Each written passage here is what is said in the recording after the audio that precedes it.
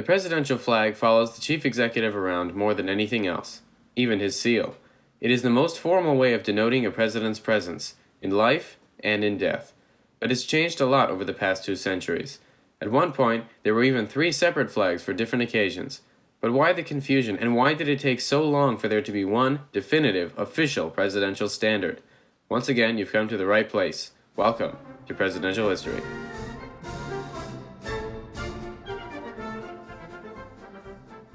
As with many a story here on Presidential History, ours begins with George Washington. During the Revolutionary War, then General Washington used this flag wherever he went. While this was not a presidential flag per se, it was a predecessor to the present one, or at least the idea of one, because the earliest presidential flags were used in reference to the president being the commander-in-chief of the armed forces. One of the portraits of George Washington and his standard from the war depict the flag's stars in an arrangement that interestingly mirrors the current flag. The artist who completed this painting was at the battlefield with Washington, so it could be somewhat accurate and suggest some sort of full arc of continuity between the Washington and Biden administrations.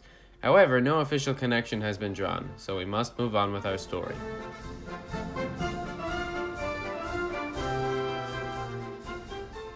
In 1818, Congress enacted some regulatory laws regarding the design of the American flag. At the time, there was also some support for the creation of a presidential flag. Here you can see the proposed flag divided into 4 parts, just like the British Royal Standard.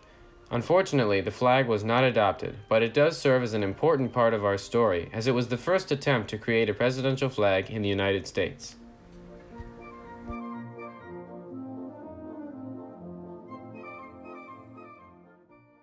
Our journey takes us now to the 1830s, from which there are several sources detailing the use of presidential flags.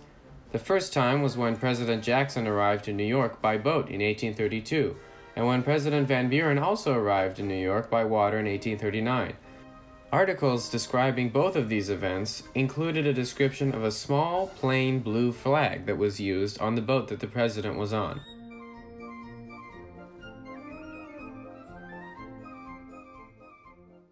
We now sail across the pond to England in 1848, when British author John William Norreys' The Maritime Flags of All Nations included a small design of a U.S. presidential flag, which also appeared 5 years later in Joseph Guy's book, The Illustrated London Geography. The design was extremely similar between both books, being the Great Seal of the United States on a field of blue. These books either corroborate each other as separate examples, or the 1853 version was simply an adaptation of the 1848 one. We will never know. What is interesting, though, is the fact that this design is almost identical to the later flag used by the Navy just 20 years later. Coincidence? I think not.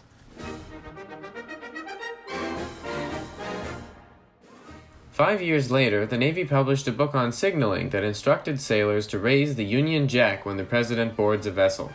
The problem with this regulation was that it did not remain permanent for long. In 1863, it was changed to the American flag, then it was changed back to the Jack in 1864. Back and forth it went, changing 6 times in a 5-year period before settling on the Union Jack once again. Use of the Jack continued from 1869 until 1882, when President Chester Arthur noticed that the U.S. was one of the only countries without a real presidential flag. The president then brought it up with his ministers and chose a final design for himself. Subsequently, the Navy issued the following order. The flag of the President of the United States shall consist of a blue ground with arms of the United States in the center. When the United States redesigned its Great Seal in 1885, the flag was slightly changed to match it, but other than that, it remained the same until 1916.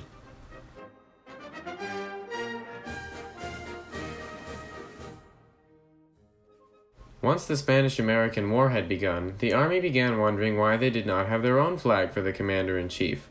Additionally, a flag for the Secretary of War had recently been created, so it seemed only right that his military superior have a standard of his own. A design was commissioned by President William McKinley, and one interesting addition was 4 stars in the corners, signifying the president's role as a senior officer and commander-in-chief. If you look at it, you can see 5 stars, counting one in the middle, meaning it has one more star than his most senior generals and admirals.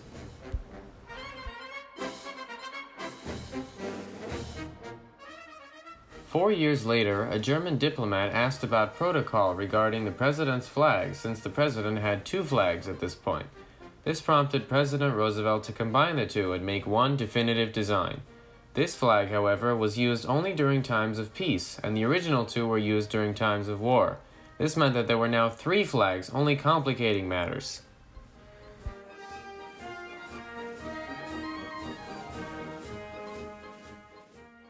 Ten years later, President William Howard Taft issued an executive order consolidating the 2 flag designs into one definitive version. This was done to stop the confusion and end the 3-flag vexillological nightmare, and ending our story happily here. Except, not at all.